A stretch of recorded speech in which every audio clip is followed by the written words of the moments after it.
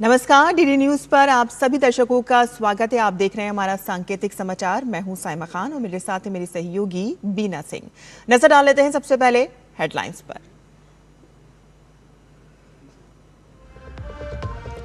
संसद के मॉनसून सत्र का तीसरा दिन, लोकसभा में जजों की संख्या बढ़ाए जाने संबंधी और राज्यसभा में राष्ट्र गौरव अपमान निवारण संशोधन विधेयक सूचीबद्ध। विपक्ष के हंगामे के चलते सत्र के पहले 2 दिन नहीं हो पाया विधायी कामकाज।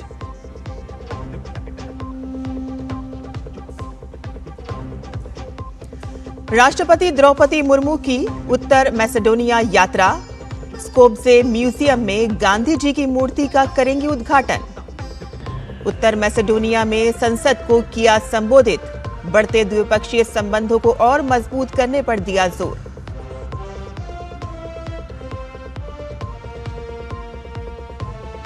राम मंदिर ट्रस्ट की 2 दिवसीय अहम बैठक आज से।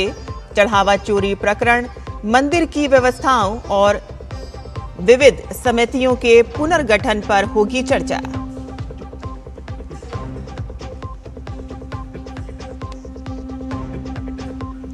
विदेश मंत्री डॉक्टर एस जयशंकर आज से फिलीपींस के दौरे पर। आसियान भारत व्यापक रणनीतिक साझेदारी को मिलेगी मजबूती। क्वाड विदेश मंत्रियों की बैठक में भी होंगे शामिल।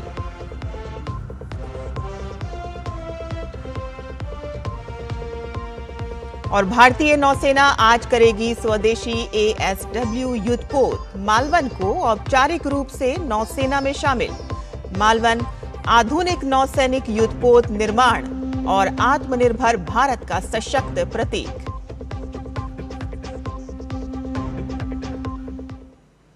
और अब समाचार विस्तार से।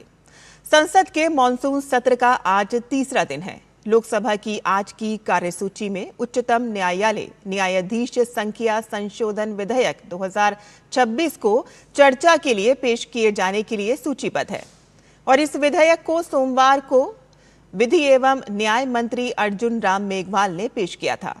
इस विधेयक के माध्यम से उच्चतम न्यायालय न्यायाधीश संख्या संशोधन अधिनियम 1956 में संशोधन किए जाने का प्रस्ताव है। तो वहीं राज्यसभा की कार्यसूची में राष्ट्र गौरव अपमान निवारण संशोधन विधेयक 2026 पेश किए जाने और विचार तथा पारित किए जाने के लिए सूचीबद्ध है। केंद्रीय गृह मंत्री अमित शाह विधेयक को पेश करेंगे और इसके माध्यम से राष्ट्र गौरव अपमान निवारण अधिनियम 1971 में संशोधन किए जाने का प्रस्ताव है और इसके साथ ही दोनों सदनों में कई अन्य विधायी कार्य भी सूचीबद्ध हैं। संसद के मॉनसून सत्र के दूसरे दिन भी हंगामे और टकराव के चलते कामकाज प्रभावित रहा। दोनों सदनों में विपक्षी दलों ने जमकर हंगामा किया। पेपर लीक और छात्रों के मुद्दे पर विपक्ष के हंगामे के चलते सदन की कार्यवाही स्थगित करनी पड़ी। मॉनसून सत्र के पहले दिन भी दोनों सदनों में ज्यादा कामकाज नहीं हो पाया था। राष्ट्रपति द्रौपदी मुर्मू की उत्तर मैसेडोनिया की यात्रा का आज अंतिम दिन है। आज वह कई महत्वपूर्ण कार्यक्रमों में हिस्सा लेंगी।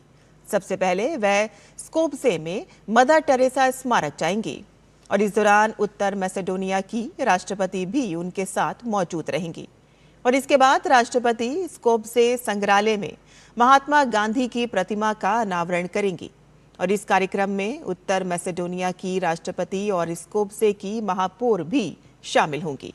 बाद में राष्ट्रपति ओहर्डी झील का दौरा करेंगी और इससे पहले उन्होंने उत्तर मैसेडोनिया की अपनी यात्रा के दौरान राष्ट्रपति गोर्दाना सिलियानोस्का दावकोवा के साथ द्विपक्षीय वार्ता की और प्रधानमंत्री क्रिस्टियान मित्सोक्स्की से भी मुलाकात की और इस दौरान दोनों देशों ने व्यापार, निवेश, शिक्षा, संस्कृति और अन्य क्षेत्रों में सहयोग बढ़ाने पर सहमति जताई। राष्ट्रपति द्रौपदी मुर्मू की उत्तर मैसेडोनिया यात्रा किसी भारतीय राष्ट्रपति की इस देश की पहली राजकीय यात्रा रही। अयोध्या स्थित राम मंदिर में चढ़ावा चोरी मामले की SIT और पुलिस जांच के बीच आज और कल 2 महत्वपूर्ण बैठकें होने जा रही हैं। ये बैठक अयोध्या के मणिराम दास छावनी में आयोजित होंगी। आपको बता दें कि सुप्रीम कोर्ट ने जांच कर रही एसआईटी के पुनर्गठन पर विचार करने को कहा है और साथ ही वरिष्ठ आईपीएस अधिकारी की अगुवाई में टीम बनाने का आदेश भी दिया है। आज राम मंदिर ट्रस्ट की बैठक में मंदिर की व्यवस्थाओं पर चर्चा होगी, तो वहीं कल राष्ट्रीय स्वयंसेवक संघ और विश्व हिंदू परिषद की साधु संतों के साथ बैठक प्रस्तावित है, जिसमें प्रकरण और आगे की रणनीति पर मंथन किया जाएगा। विदेश मंत्री डॉक्टर एस जयशंकर आज फिलीपींस के 2 दिवसीय यात्रा पर जाएंगे और इस पूर्वी एशियाई देश की यात्रा के दौरान वे क्वाड समूह की बैठक में शामिल होंगे और आसियान के तहत होने वाली चर्चाओं में भी हिस्सा लेंगे। विदेश मंत्रालय ने बताया है कि जयशंकर क्वाड देशों में ऑस्ट्रेलिया, जापान और अमेरिका के विदेश मंत्रियों के साथ बैठक करेंगे। मनीला यात्रा के दौरान डॉक्टर एस जयशंकर आसियान यानी कि दक्षिण पूर्वी एशियाई राष्ट्रों का संगठन देशों के मंत्री स्तरीय बैठकों में हिस्सा लेंगे और इसमें खास तौर पर आसियान भारत, पूर्वी एशियाई सम्मेलन और आसियान क्षेत्रीय मंच की बैठकें शामिल हैं। आसियान इस क्षेत्र के सबसे प्रभावशाली समूह में से एक माना जाता है।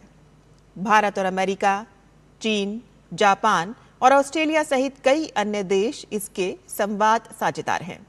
विदेश मंत्रालय ने जयशंकर की यात्रा के बारे में कहा कि ये यात्रा एक्ट ईस्ट नीति के तहत आसियान के साथ भारत के बढ़ते जुड़ाव को रेखांकित करती है और आसियान भारत व्यापक रणनीतिक साझेदारी को और मजबूत करने की हमारी दृढ़ प्रतिबद्धता को दोहराती है।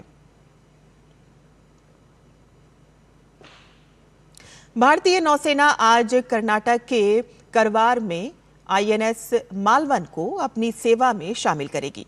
ये माहे श्रेणी का दूसरा पनडुब्बी रोधी उथले पानी का युद्धपोत है। ये भारत में बने युद्धपोतों के निर्माण की दिशा में एक और बड़ी उपलब्धि है। इस समारोह में वायुसेना प्रमुख air chief marshal AP Singh मुख्य अतिथि होंगे और उनके साथ ही वाइस एडमिरल संजय वात्स्यायन पश्चिमी नौसैनिक कमान के प्रमुख भी मौजूद रहेंगे और इसके अलावा नौसेना के वरिष्ठ अधिकारी, कोचिन शिपयार्ड लिमिटेड के प्रतिनिधि, पूर्व सैनिक और अन्य खास मेहमान भी शामिल होंगे। आईएनएस मालवन का निर्माण कोचिन शिप लिमिटेड कोच्चि में किया गया है और इसमें 80% से अधिक स्वदेशी उपकरण और तकनीक का इस्तेमाल हुआ है।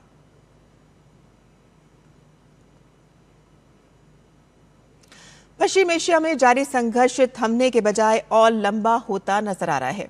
दोनों तरफ से लगातार सैन्य कार्रवाई जारी है और इसी बीच अमेरिकी सेना ने दावा किया है कि उसने लगातार 11वीं रात ईरान के सैन्य ठिकानों पर जोरदार हमले किए। अमेरिकी सेंट्रल कमांड के मुताबिक ये सैन्य अभियान अंतर्राष्ट्रीय समय के अनुसार रात 11 बजे शुरू किया गया था। अमेरिका का कहना है कि इन हमलों का मकसद हॉर्मुज के समुद्री रास्ते में व्यापारी जहाजों पर मंडरा रहे खतरे को खत्म करना है। इस पूरी सैन्य कार्रवाई पर ईरान की तरफ से अब तक कोई आधिकारिक बयान सामने नहीं आया है। और खेल की खबरों में चाइना ओपन के पहले दौर में भारत की पीवी सिंधु का सामना भारत की ही उन्नति हुड्डा से होगा।